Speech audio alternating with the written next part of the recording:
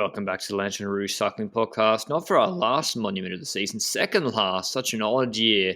Paris Roubaix in October. We may never see this again. Thank God it's at least happening here with Benji, as always. After the World Championships, we've had a little bit of a break, but so odd, I guess, having a Flandrian World Champs the week before Paris-Roubaix, with all the big actors coming to play at Paris-Roubaix pretty much as well. Benji also just watched the Euro Metropole Tour, so check him out on Twitter, I guess, for his reactions to that, if they're at all relevant. It's the most boring tweet ever. But anyway, I think you're right when it comes to like a week before Roubaix, but it also makes it feel more normal because we also have RVV a week before Roubaix normally. So at least it gives some kind of Flemish feeling towards the preparation of Roubaix. True. And as always, this show is supported by our show partner, LaCole. Now, I'm not sure when we'll get the men's YouTube up. We always get it up on podcast players a bit earlier. For those of you lucky enough to be listening on podcast players, Joss Loudon is going to break, or attempting to break, the women's hour record tomorrow on Thursday, the 30th of September. That's supported by our show partner, LaCole. It's at 4 p.m. British Standard Time, 5 p.m. European Time. It is on LaCole's YouTube channel, which we'll link down below, as well as being on Eurosport Play, and I assume GCN. Good luck to Joss Loudon tomorrow, or catch the replay if you're watching this afterwards. And thanks to LaCole for supporting the show. But Paris-Roubaix, can't wait. It's been like 900 days since the last edition, which was won by Philippe Gilbert when he was back on Quickstep before that 3-year deal at Lotto SOUDAL a lifetime ago. 260 kilometres long. We have 31 cobbled sections, the first of which comes 98 or about 97 kilometres into the race. Inchy. Benji, before we get into the start list, before we get into maybe some of the some of the key points of the race and riders to watch, why are some sections 5 stars, some are 3 stars? How, as the Belgian cobble specialist, I know these cobbles are in France, so you refuse to go there. Why are cobble sections not all created equally? Well, it's because some cobble sections lie better than other cobble sections. What do I mean with that? Cobble sections that have been worn a bit, as in like more cars or vehicles have ridden over it, might be separated a bit more. There might be more space between the cobbles. They might be uneven, so that one part of the road is much higher than the other. It might just be that the cobbles are not really in a straight way lined up on the road, and as a consequence, it's much harder to ride some of these cobble sections than the others. Also, the distance of the cobbles is important. We've got some cobble sections that are like 200 meters, and then there's one with 2.3 kilometers, so a bit of a difference there as well. So that also defines some of that aspect. And next to that, I think that cornering and so forth might have an influence as well, but that's probably just me thinking about it right now, because I would expect that it's a bit more difficult to corner on cobbles than it is on a normal road, and as a consequence, one that is more technical and has more shady corners will be tougher to ride on. And I think Carrefour de l'Arbre has quite a few corners, and as a consequence, next to being a harder cobble section, when it comes to the cobbles lined up on the road, it's one of the harder cobble sections of this road. So I think that's an indicator. And some people might say, well, the riders that do RVV, those are the ones that are doing well here. Yeah, well, it's kind of true, but it's also not really 100% true, because I disagree. You've got hills there, and that has a huge influence on RVV. And the cobbles in RVV are, in honest opinion, easier, because obviously Belgian roads are much... No, it probably isn't true, but that statement is not true. No, when it comes to cobbles in RVV... it's literally not a road. It's literally if you've been seeing on Twitter what the friends Ami Paris-Roubaix are having to do to Arenberg, that is like savage stuff. Whereas the climbs are steep that Benji are referring to, the Mur, it's hard because it's a cobbled climb, but these guys you see them hit Truet d'Arenberg, they hit it at 55 k's an hour. You don't hit going up a cobble climb in RVV at 50 k's an hour. It's a different experience. The fatigue in your lower back, it's just such a different race. And we're going to be talking about names you might be surprised by at Paris-Roubaix who you don't hear that often. The cobbles, I think let's go through the parkour in a bit more detail. Benji, we'll go through the 4 and 5 star sections.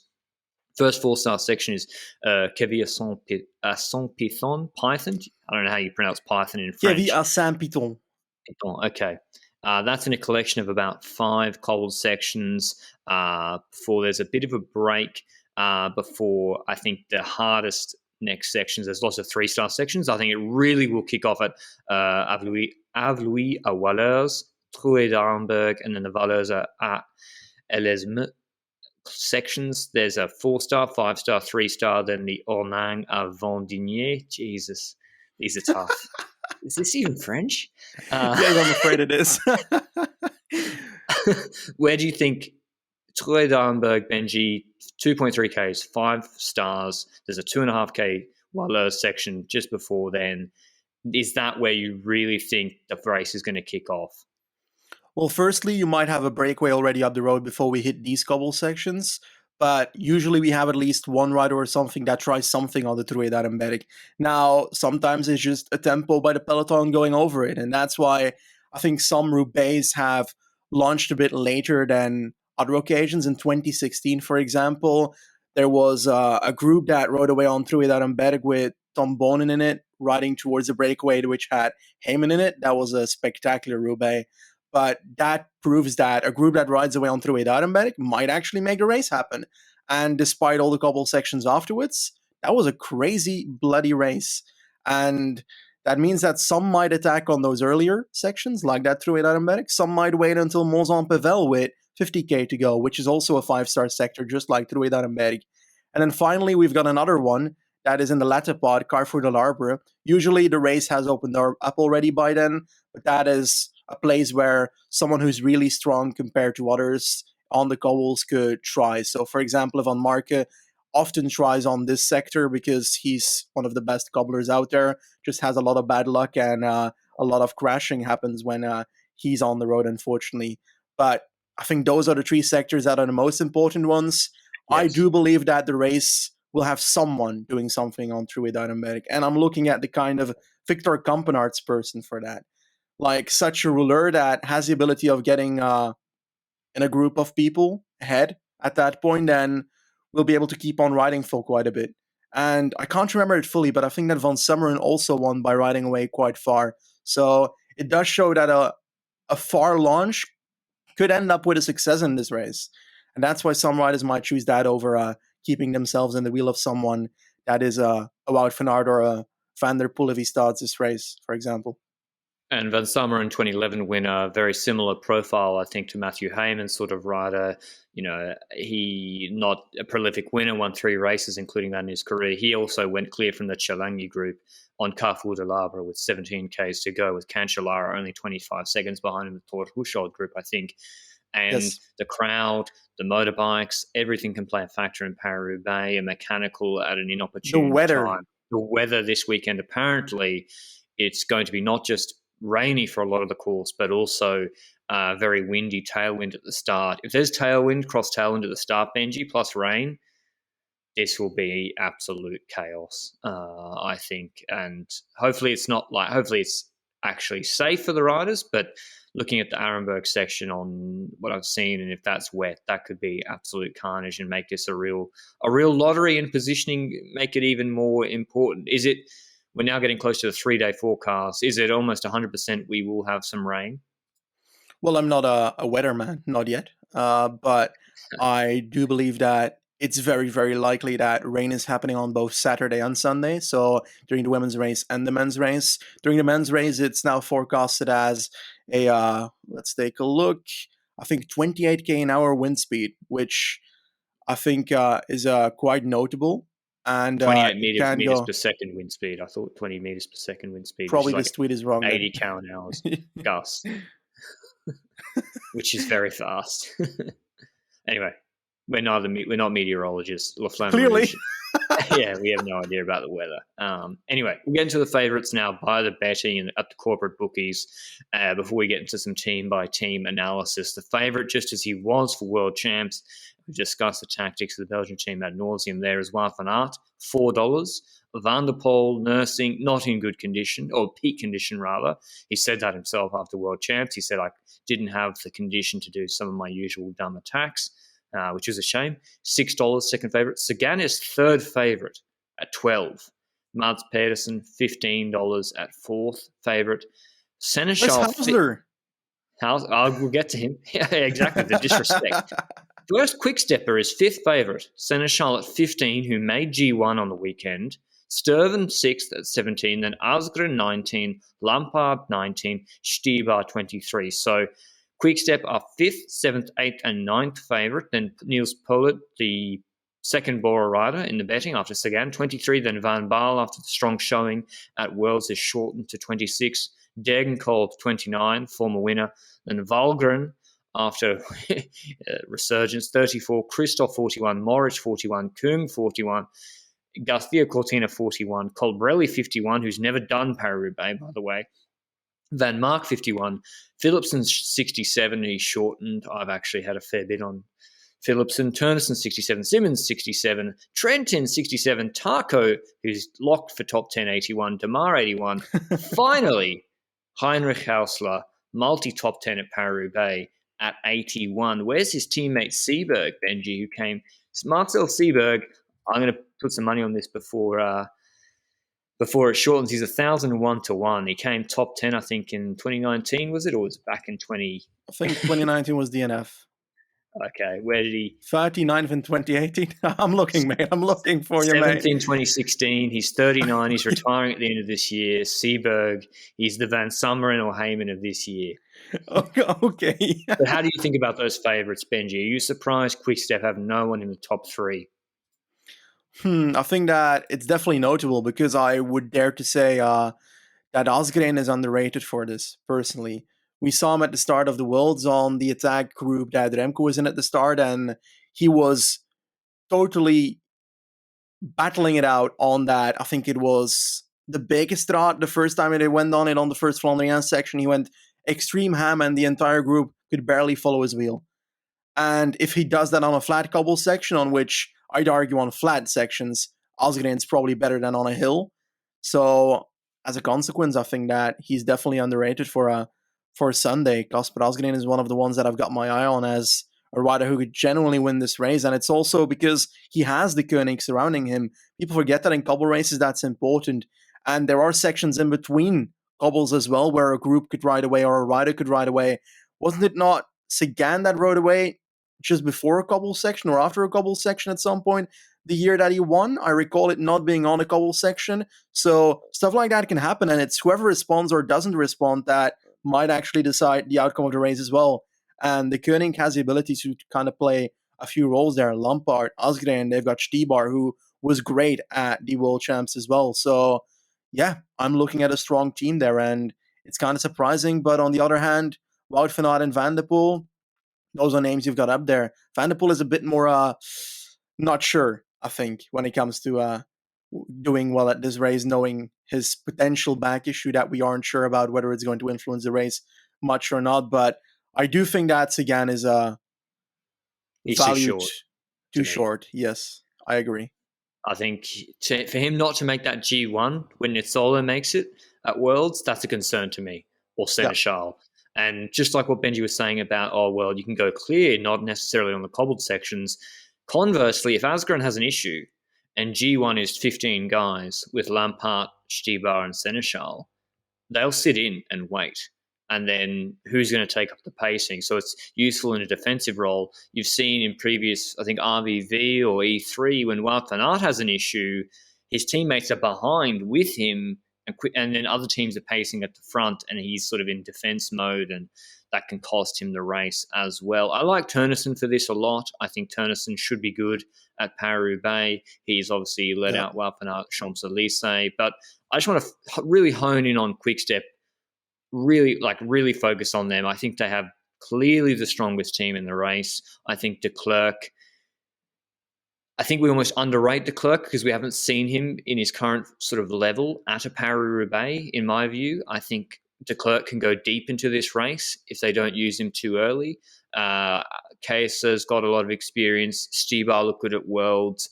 I just think Quickstep are going to try and get 3-4 guys in a group of 15 or even less, 10 guys, Benji, early, and then work them over. That's what I think.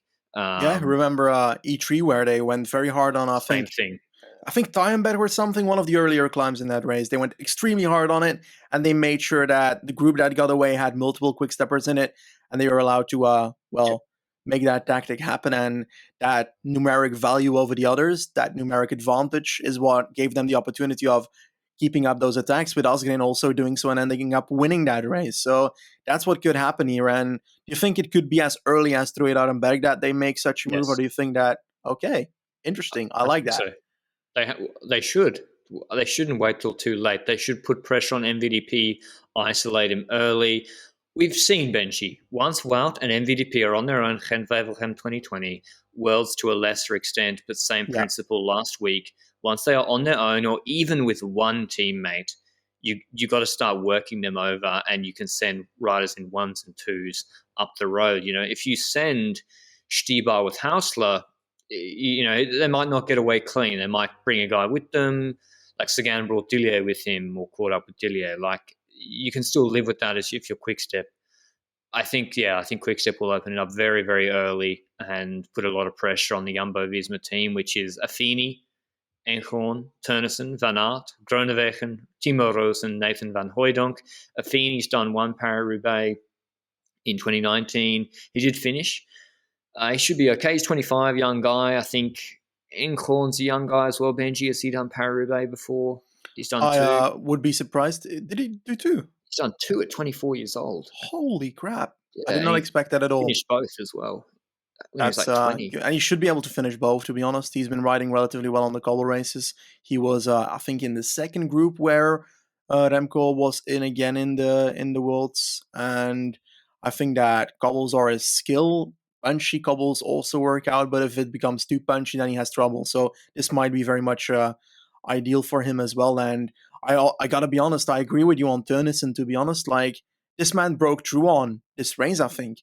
I swear he got a top 11 or 12 in 2017, or was it 2018? 11th, 2018. It probably was 2018, okay. And 7th, 2019. 7th, 2019. Ooh. Yeah, I feel good. like that's a very long rider when it comes to betting odds, despite having such experience on this race and having the ability of doing these longer races and being able to keep up.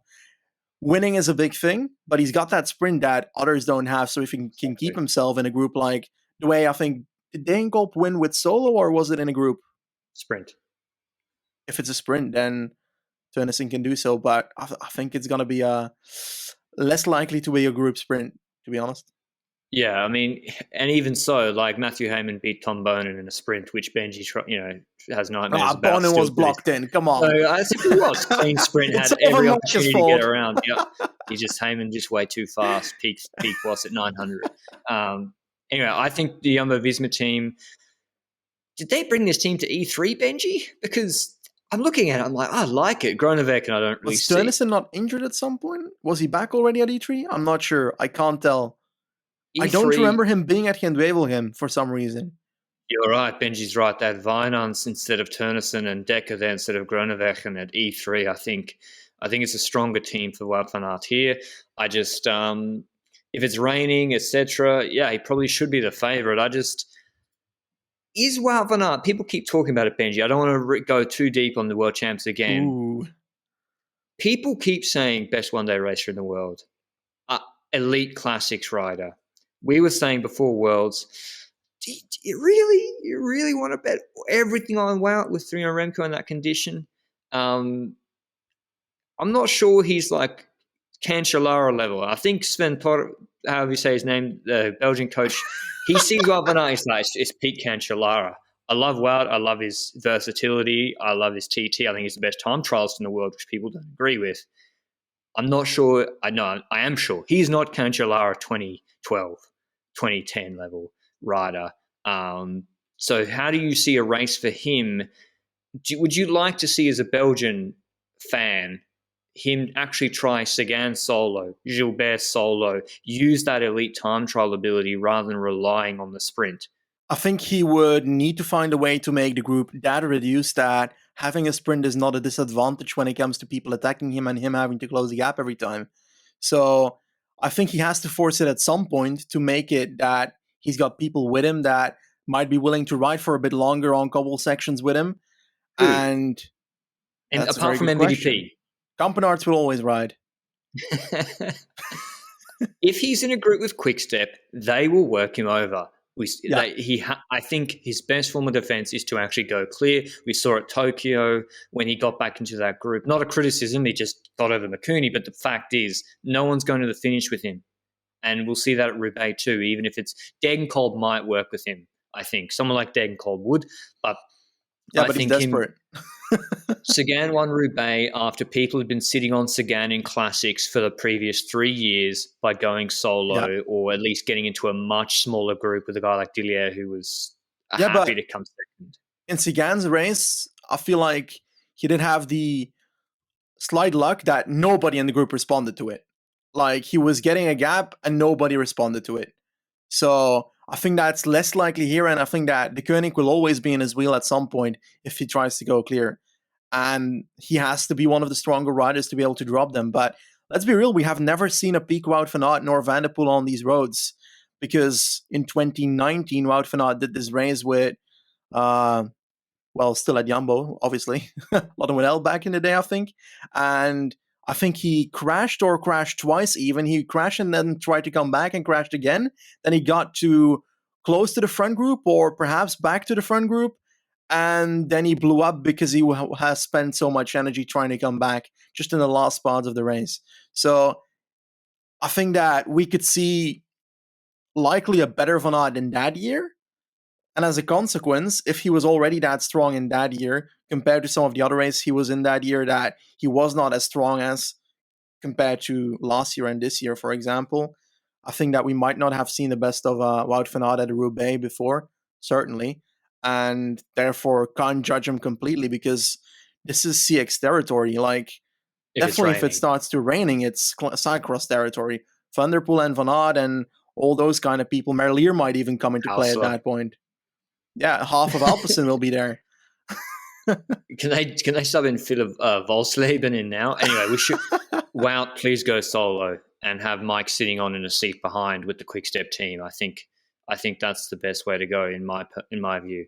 Alpecin, he'll probably win a reduced bunch sprint against 4 Quicksteppers now, like Stannard at Omloop. Anyway, Alpecin. It's a hard race. Yeah, sorry, it's a hard race, and his sprint is a bit worse in harder races. Wout van Aert in my eyes. Yep, and therefore Asgreen will probably beat him on the line. Probably, or Stibar or Tim de Klerk. Alpecin Phoenix, I think, is the third strongest team in the race. I think their team is being slept on a little bit, mainly because these guys might not have ridden Paris-Roubaix before, but I think they have the ingredients to do well at Roubaix. I think Sylvain Dillier is second to Sagan, but I wouldn't say he's a consistent route. Like, I wouldn't say, Dillier top 10 again. Not sure about that. But Jonas Rickard, heavy boy, good seated power, lead out man. He's done Roubaix twice. Terrible results, but I think he's better now. He's done well. Dwars Doorhead Hageland 2 years in a row. So that's obviously an Antwerp Port epic. I like Rickard here. He should be better. They also have Yanni Vermeersch, Oscar Riesebeek, who got picked ahead of Taco Wells and DNF with 190 Ks to go. Senna Layson, don't know who that is. Tim Merlier, Jasper Philipsen, is he? Okay, and Mathieu van der Poel. Merlier, Benji, does he have any chance of making this round? I think that he has a decent chance to be in the last 25 riders remaining in the race, and he might surprise because I think that on most of the parcours when it comes to cobbles during the season, even in the 1.1 classics and so forth, the ones that he has trouble on are the ones with hills. And he hates hills, right? He hates climbs. Exactly. And I think the fact that there's no climbs on this parcours except for like the gradient of the cobble section or the cobble itself, the 2% gradient from the start of the cobble to the last spot of the cobble, I think that's the most of elevation you'll have. And I think he'll like that, and I think that's going to be in his benefit on this parcours, definitely. So I would count him in for the action. Jasper Philipsen, I think, can win this. I think he's a mini Degenkolb. He's on a 4-race winning streak. Which races? Hey, the big ones: Kampioenschap van Vlaanderen, Eschborn, Frankfurt, Grand Prix de Denain, and Classic Paris-Chauny, which is on the same day of Worlds, and everyone should have been watching instead of Worlds. But seriously though, I think he won Shell de Praise, which is not as hard as this, but if there's wind, he made the splits there. I think he is a rider whose sprint is not as affected. I have little data for this at all. It's completely speculation. I just think he likes a hard race. I think he won't mind the cobbles. And I just like Philipsen a lot for Roubaix. I think, did he win? Of course, Paris-Roubaix Juniors is means you're probably terrible at the seniors. Did he do well at the juniors? Probably. Philipsen, or who are we talking about? Philipsen fourth at Paris-Roubaix Espoirs behind. Yeah, but I think Wolf. I think he podiumed for top 5 to 2 of Espoirs and 1 junior, if I recall correctly. Okay. And he won Paris Tour Espoirs. So yeah, I like Philipsen a lot for this. What do you think their strategy is, Benji? Is it attack with MVDP and keep Philipsen and Merlier in a seat with quick step chasing? I think that's the best option, because if you try and have I just worry that if you don't attack early with MVDP, he's just going to be at the wrong place before sector. He's going to be 100 wheels back before Arenberg, and that's the end of his race. Do you think? Well, I don't think he can attack before Arenberg, in all honesty, but Mate, I think he will be attacking early. I'm not sure it's going to be Arenberg, but it would be his type of riding if he attacks already there. The thing is, with the team they have, they can afford to go with one of their riders that early on, I would dare to say. So I think that a Van der Poel early attack is expected on this race. If he's in form when it comes to his back, because cobbles and back pain doesn't really go together. You said that on one of the earlier podcasts we had this week. And yeah, to be honest, I think that an early attack is possible. That's for certain. Oh yeah, so they're a really interesting team to watch. I hope Mathieu Van der Poel's in great form. If you told me MVDP's back is functional, he'd be my pick to win. But I'm not convinced about his back at the moment. Let's go through some of the other leaders on other teams. So the Sagan and Polet Benji, they're supported by Schachmann, Jordi Meus, Os, Bodnar, Sagan. I have to say it's not a good team, apart from Polet and Sagan. I really don't see... they're going to have to be fighting for themselves. Do you think Polet top 10? Do you think he can win? He's obviously become second here before. He looked good at attacking, I guess, at Worlds. What do you expect from them? I think Polet has been decent the last 2 weeks. Like you mentioned, Worlds was relatively good. He was top 20, if I recall correctly, just behind 5 minutes behind the front of the race.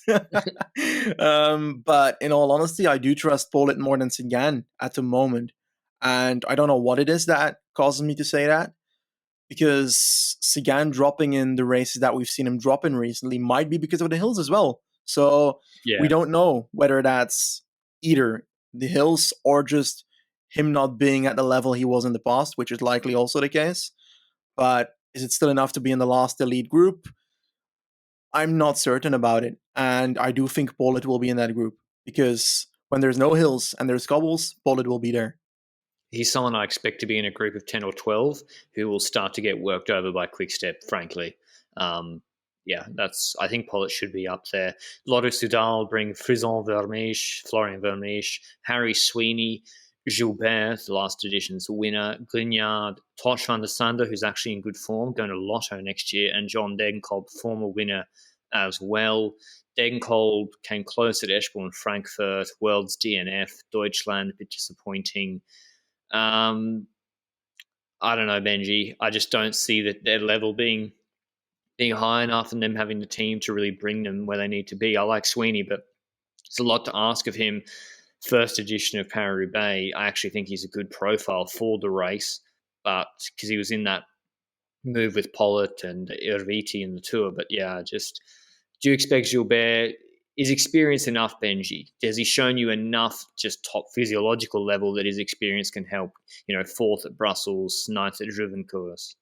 I think in Roubaix it certainly helps, and I do expect him to be decent on this day, to be honest. And if I gotta be honest, I think that Degenkolb can also do a top 15 in this race, because we saw last year that once he starts getting those top 10s, he also does it on the big races.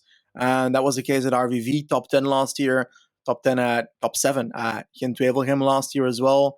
So the talent on cobbles is not gone, and I think it's also the hills that are starting to get troublesome for him. And we saw that with Gilbert.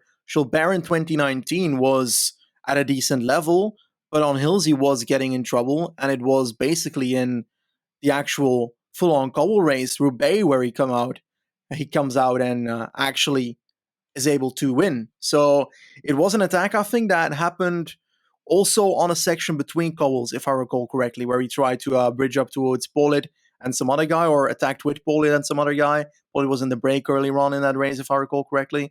So, yeah, I think that choosing your moments comes with experience as well, being able to time it perfectly, know when you can attack in a group, certainly. And Gilbert has had quite a few moments in his career where he had the right moment to ride away.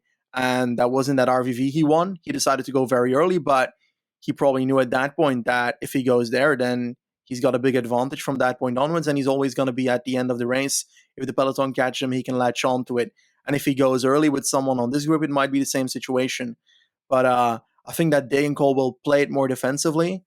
But I do expect him to be decent in this race. I think this is the one race where riders who look washed on hills might actually perform very well on flat cobbles.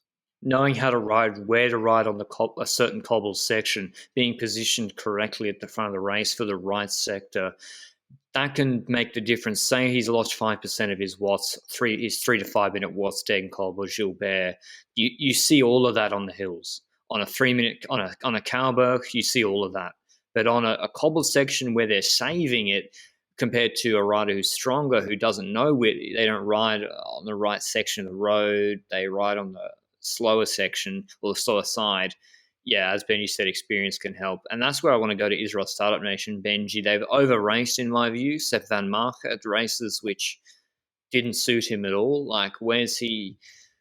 I don't know why he's doing Volta Burgos this year, maybe to tune up for the Vuelta. He's got 64 race days. He was third at Omloop, fourth at the Cement, fifth at Tour of Flanders. I think a lot of mediocre results at races that didn't suit him clouds the fact that this guy is still an elite top 5 cobbler in the world, 33 years old. At Roubaix, he has a record of 4th, 6th, 4th, 11th, 4th, 2nd. I think he's with Guillaume Bovin, Canadian on Israel, came 17th at Worlds. Mads Schmidt in good form at Worlds. Tom van Asbroek, Jente Bermans, Norman Vatra. Not the strongest team, but not a terrible team either. I think Van Mark, if he doesn't have his characteristic crash, is a lock to make the final selection of, say, 5 to 8 guys.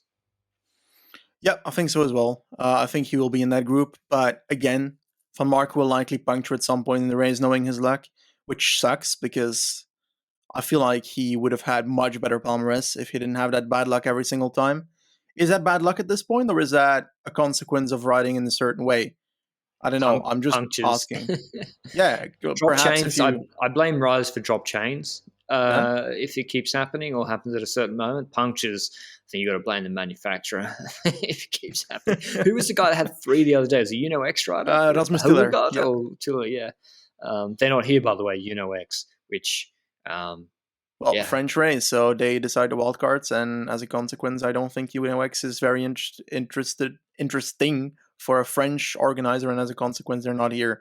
I think in Belgium, we are more objective when choosing wildcards, and as a consequence, we choose teams that will show something in a race. And I bet you if UNOX is here, they're riding at the front of the race at some point in the race. Mate, I've seen plenty of races with Topsport of Vlaanderen and Gerardsberg and Nürburgring and then, sort of teams at the front in Belgian classics. But yeah, going on to some of those other teams now. BAHRAIN victorious, speaking of experience.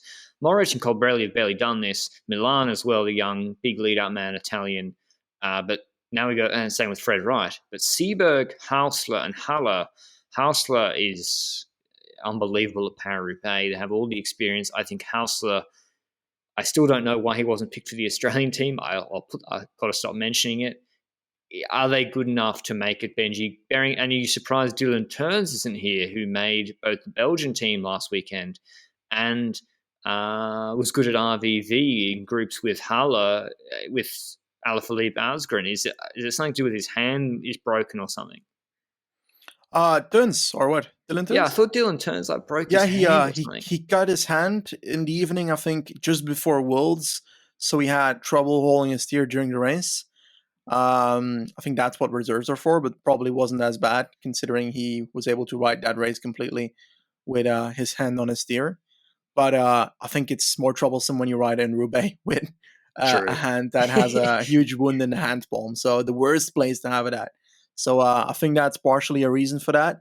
Next to that, when it comes to the team, I think it's impossible to guess whether this happens. But if there's one person in the peloton that is going to be the Heyman of 2021, it has to be Heinrich Hausler. And That's why? disrespectful to Hausler. Seaberg is Heyman. Hausler's good. Well, is he still? He At the came start of the fourth in season, four Omloop. Vomlo, but yeah, an entire peloton was there. So it was a sprint that did it, Gotta really. be there. Looking at RVV and such, it was top 20, so that's decent, but I think it benefits him that this is flat compared to RVV, which had the hills that might make him have more trouble. I think that when it comes to Hausler,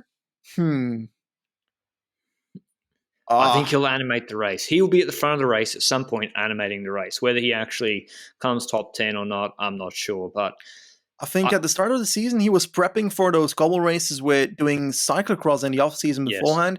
And I've noticed that he was racing a few low key cyclocross races, I think in Germany itself. I'm not sure about that part, but he rode some cyclocross races. So perhaps he was trying to use that again as a preparation for Roubaix, which could end up helping because he apparently said at the start of the season it was helping him a lot in the cobble races. And it's something that every rider should try and do if they can.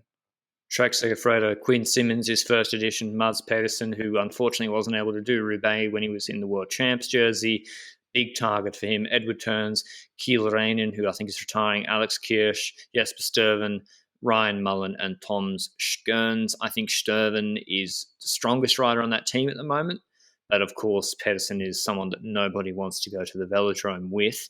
I just don't like Pedersen's shape at the moment, Benji, to be honest. I know he crashed on the weekend, but yeah, I think Sturven's their man. Is he strong enough to get into G1? Maybe. I was pretty surprised about his sprint at World Champs as well. Has he done well at Paris Roubaix before?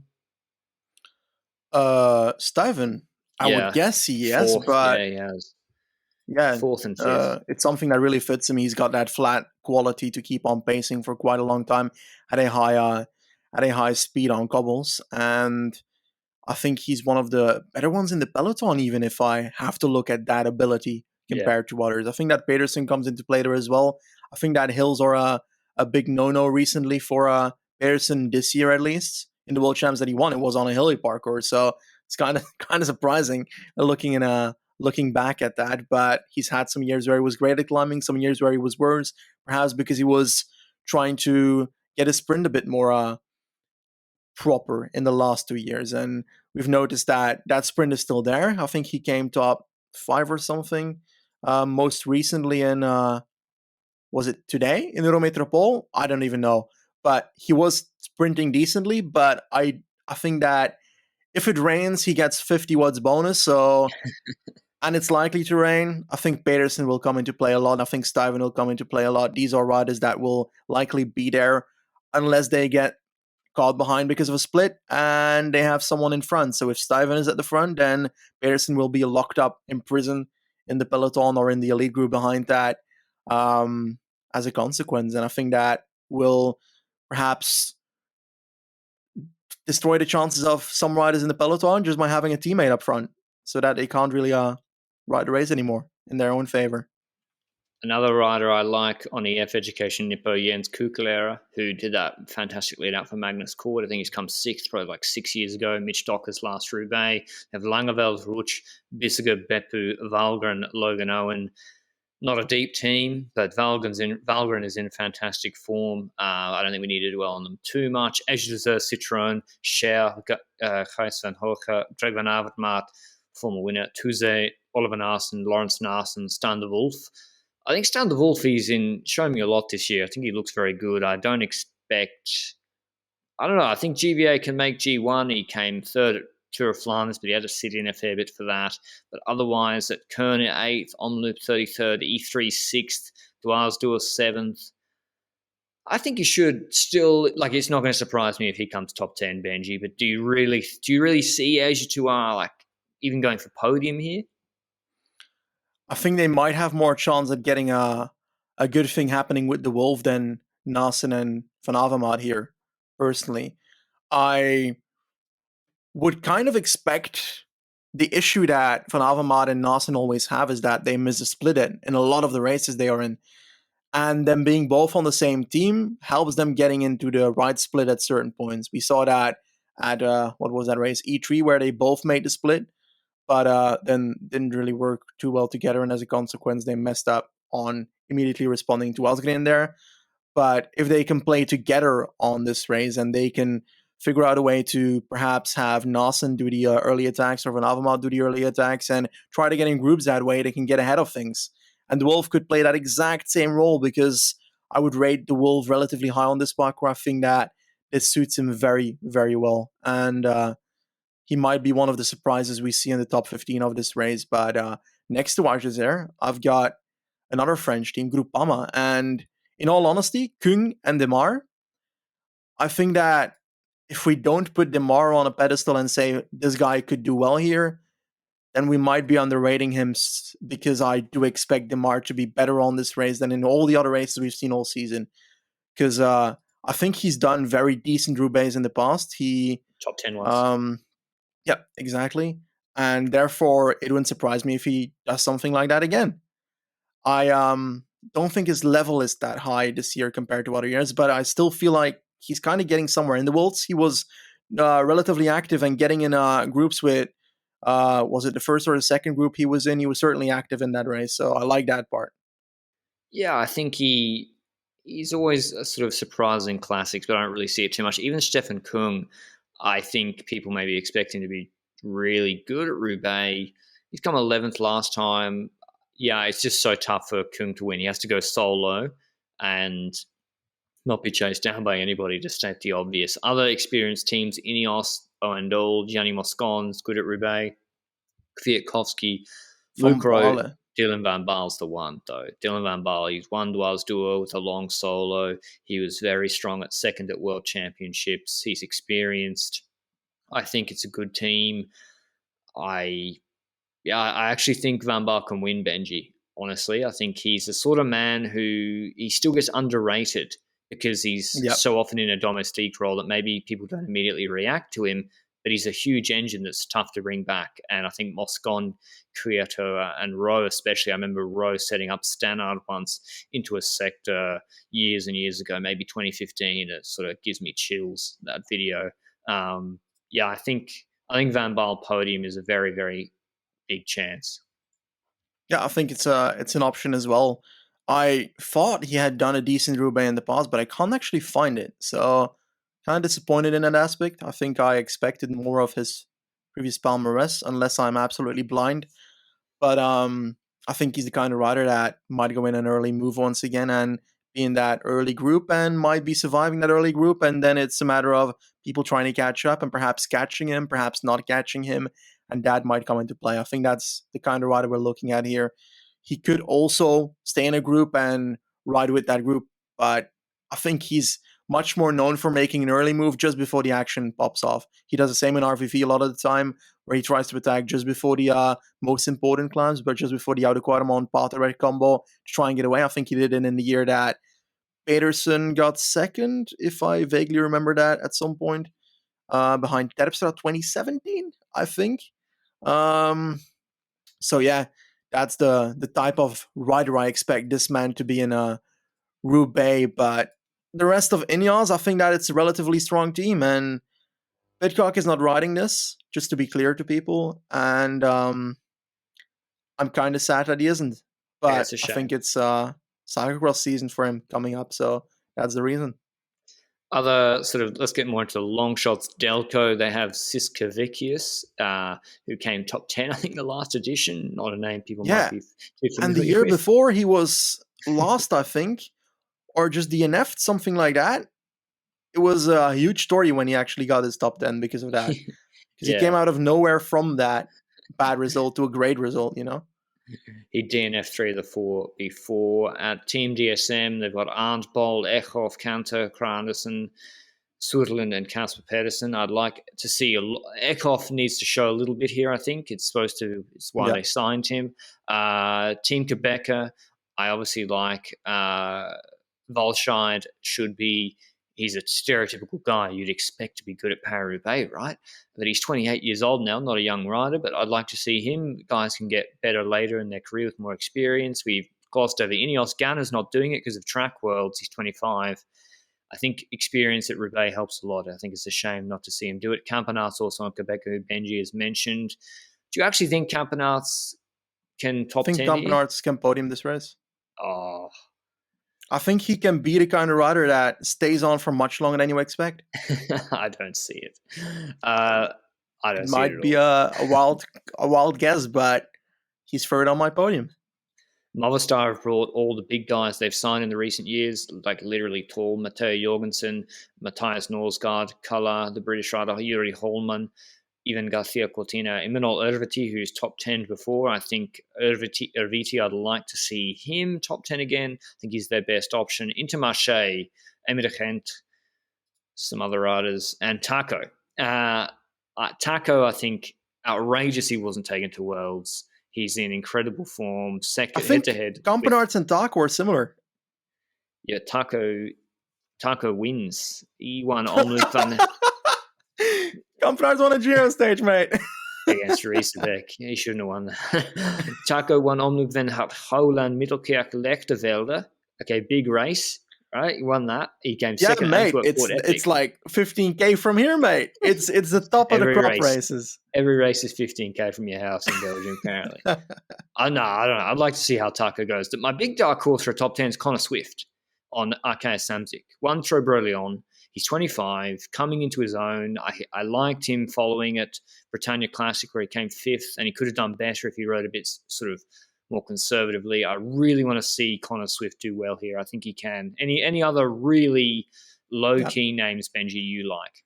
Yuri Holman will be the kind of rider from Movistar that is going to be in the breakaway at VT style and is going to top 20 this race. He is 22. He's got serious talent. He top 20 Tour of Britain, but that's not an important result I'm looking for. Last year he was 30. Was he top 30? I think, if I recall correctly, or was it 2019? Let me check. 2020 Bing Bang Tour. What am I looking at? I remember just seeing a result of Bing Bang Tour on this guy. I'm looking at Jorgensen. That's why I can't find it on him, because I'm looking at the wrong rider. Last year, 36th on the Gerardsbergen stage.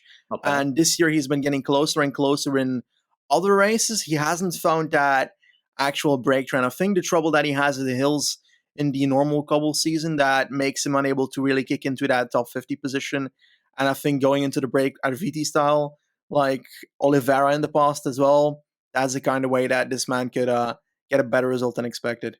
I'll be interested to see how Christophe Laporte goes, more from a how can he go at Jumbo next year with Wout van Aert perspective, as well as, who was I about to mention?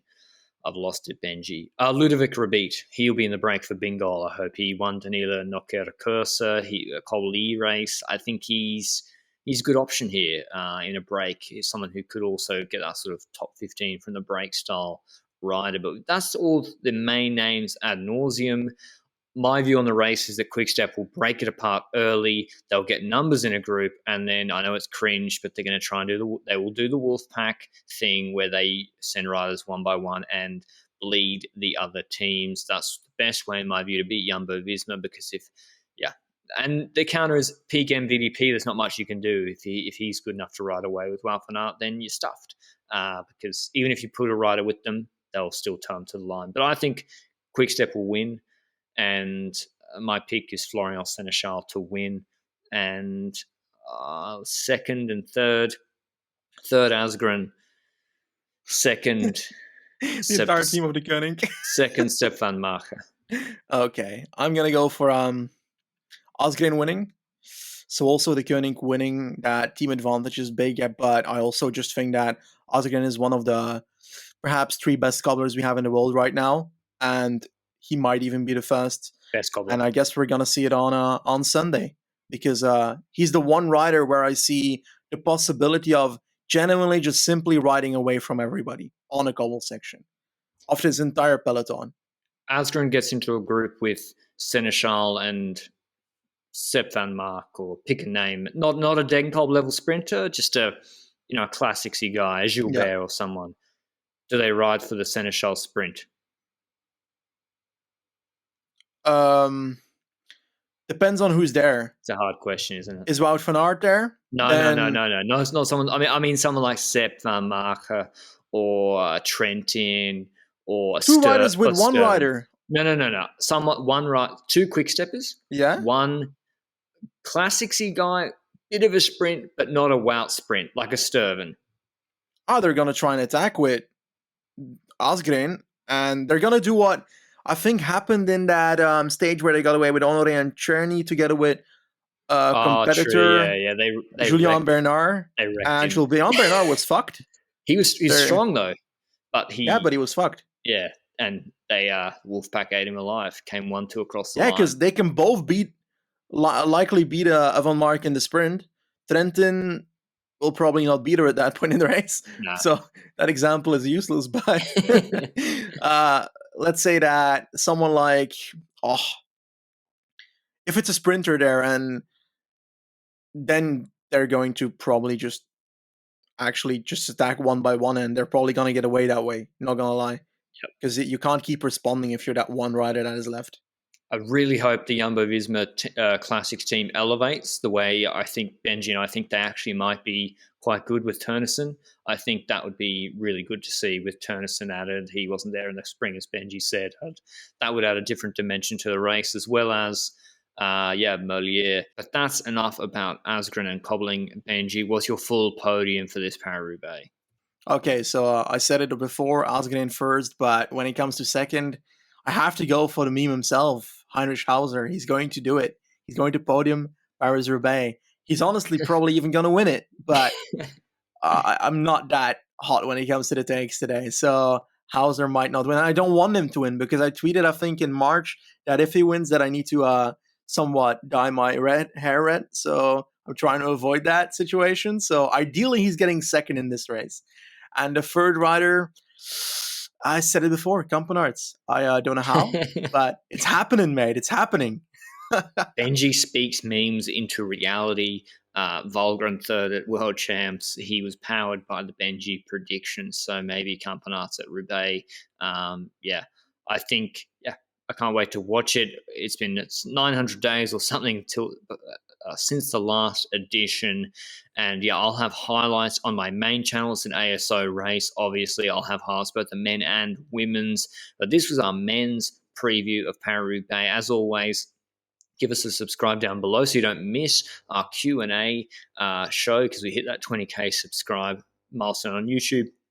And something like 40,000 audience, including podcast players. Just outrageous numbers at the moment, if I say so. We'll see you at the recap after Paris-Roubaix FM, as well as my highlight video. Until then, ciao.